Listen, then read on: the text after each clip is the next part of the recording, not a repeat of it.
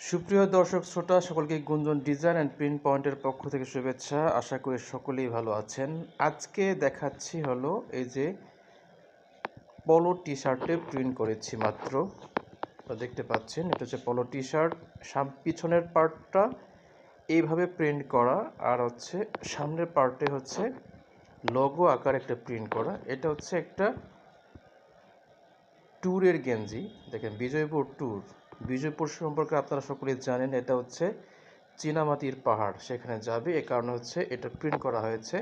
দেখতে পাচ্ছেন এখানে অনেকগুলি আছে, দেখেন এই যে অনেকগুলি প্রিন্ট করা হয়েছে। এটা হচ্ছে টি শার্ট প্রিন্ট, পলো টি শার্ট।